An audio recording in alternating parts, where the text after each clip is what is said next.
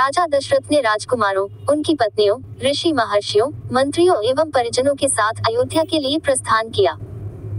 प्रस्थान करते ही सभी ओर भयंकर शब्द करने वाले पक्षियों आवाजें सुनाई देने लगी। पृथ्वी पर विचरण करने वाले वन्य पशु उनकी बाईं ओर दौड़ने लगे। इस पर दशरथ ने वशिष्ठ जी से कहा, गुरुदेव, ये कैसी माया है? जहाँ पक्षियों का भयंकर स्वर अपशकुन का सूचक है, वहीं मृगों का बाएं होकर जाना शुभ शकुन की सूचना देता है। दोनों प्रकार के शकुन एक साथ क्यों हो रहे हैं?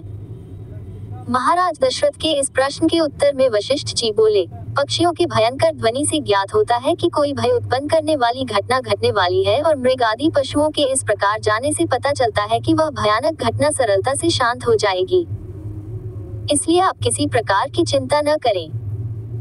ये वार्तालाप अभी चल ही रहा था कि बड़े जोरों की आंधी आई, परिणाम स्वरूप वृक्ष पृथ्वी पर गिरने लगे। तभी राजा दशरथ को भृगुकुल के ऋषि परशुराम दृष्टिगत हुए। उनकी वेशभूषा बड़ी भयंकर थी। बड़ी बड़ी जटाएं उनके तेजस्वी मुख पर बिखरी हुई थी, नेत्रों में क्रोध की लालिमा थी। कंधे पर कठोर फरसा और हाथों में धनुष बाण थे। ऋषियों ने आगे बढ़कर उनका स्वागत किया, और इस स्वागत को स्वीकार करने के उपरांत वे श्री रामचंद्र से, दशरथ नंदन राम, हमें ज्ञात हुआ है कि तुम बड़े पराक्रमी हो और तुमने शिव जी के धनुष को भंग कर दिया है, और इस प्रकार तुमने अपूर्व ख्याति प्राप्त की है। मैं तुम्हारे लिए एक और अच्छा धनुष लाया हूँ। ये धनुष साधारण नहीं है, बल्कि जमदग्नि कुमार परशुराम का है। इस पर बाण चढ़ाकर तुम अपने शौर्य का परिचय दो। तुम्हारे बल और शौर्य को देखने के पश्चात मैं तुमसे द्वंद्व युद्ध करूंगा।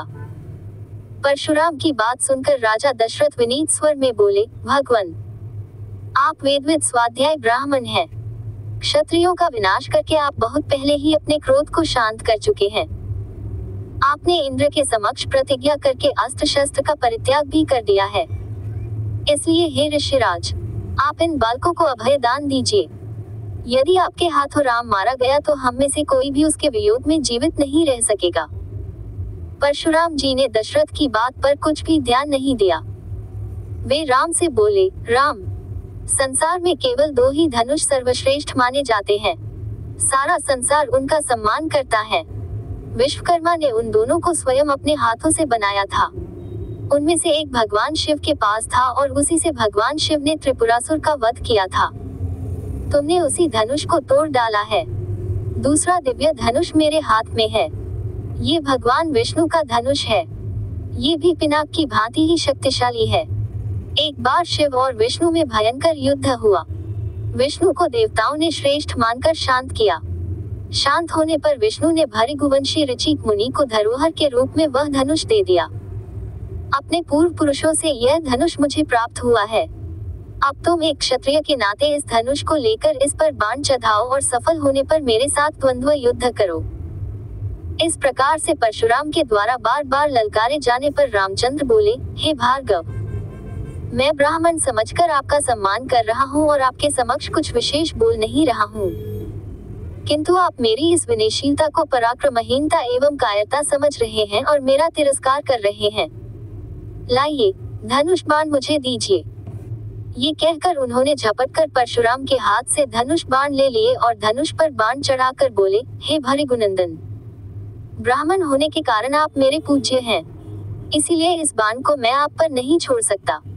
परंतु धनुष पर चढ़ने के बाद ये बाण कभी निष्फल नहीं जाता। इसका कहीं न कहीं उपयोग करना अनिवार्य हो जाता है।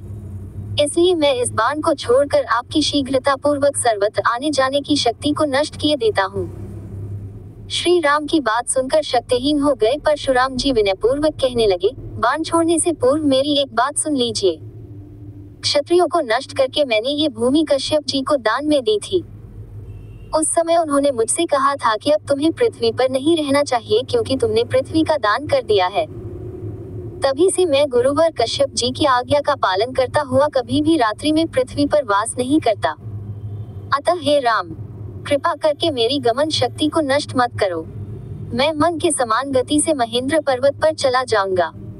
मुझे ज्ञात है कि इस बाण का प्रयोग निष्फल नहीं जाता, इसलिए आप इस बाण के द्वारा उन अनुपम लोगों को नष्ट कर दें जिन पर मैंने अपनी तपस्या से विजय प्राप्त की है। आपने जिस सरलता से इस धनुष पर बाण चढ़ा दिया है, उससे मुझे विश्वास हो गया है कि आप मधु राक्षस का संहार करने वाले साक्षात विष्णु हैं।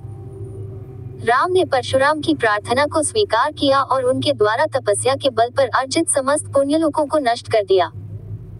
इसके पश्चात परशुराम जी तपस्या करने के लिए महेंद्र पर्वत पर चले गए और वहां उपस्थित सभी ऋषि मुनियों सहित राजा दशरथ ने रामचंद्र की भूरी भूरी प्रशंसा की।